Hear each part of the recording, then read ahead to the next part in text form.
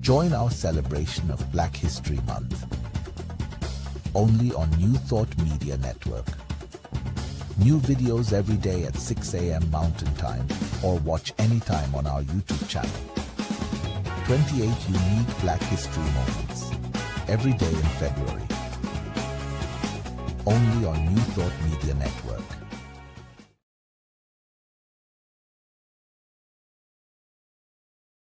Today I want to tell you about a Nigerian schoolteacher who discovered a magazine that gave him the power to heal the sick and accomplish great things and even command the weather. But wait, this isn't a comic book origin story. This is the real life of Senior Reverend AWA NJOKU. Njoku is the man who brought the Unity movement to Nigeria and became a metaphysical legend. Born back in 1904 in Ohafia, Njoku was already a standout before he ever got spiritual. He was a wrestling champion and he a sharpshooter who never missed a target. He was smart too. He earned a higher Cambridge certificate with distinction. But his life took a massive turn after World War I. He had met a soldier who gave him a copy of the Unity magazine called Daily Word. Most people would just read a magazine and toss it, but Njoku treated it like a manual for spiritual technology. He started applying the metaphysical principles from the Unity school of Christianity to his own life. It completely rewired his thoughts, words, and actions. Then he started teaching others. He didn't just preach, he started a healing ministry that actually worked. The results were shocking to many. There is this one amazing story that demonstrates just how powerful he was. He was the headmaster of a prestigious school, and there was an influential Christian leader at the school who felt Njoku should stick to the Methodist curriculum and catechism. When the leader's son got deathly ill, he knew Njoku was known for healing people, but he refused to take the boy to him. However, when the father left town to file a formal complaint against Njoku, his wife took the dying boy to Njoku. Njoku healed the child instantly. When the father came back expecting he would have to plan a funeral, he found his son running around full of life. The man was so bitter he kicked his wife and child out of the house, but she didn't care because she had her son back. Unfortunately, as a result of the complaint, Njoku did lose his job as headmaster at the Methodist school because he refused to stop teaching Unity principles and practices.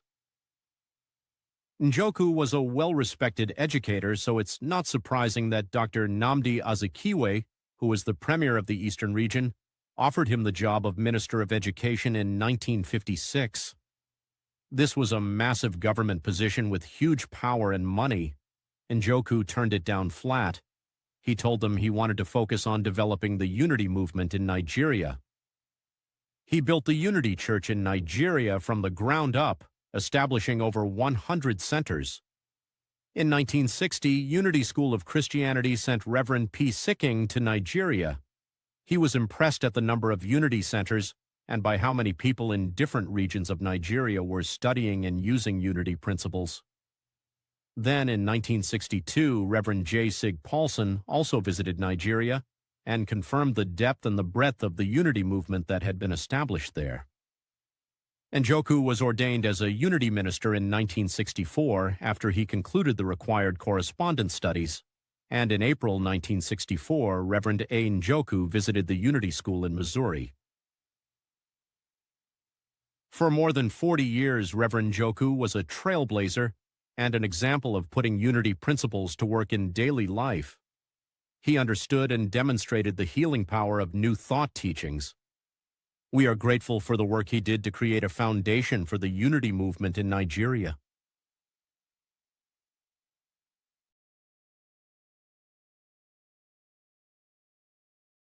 Thanks for watching New Thought Media Network's Black History Moments.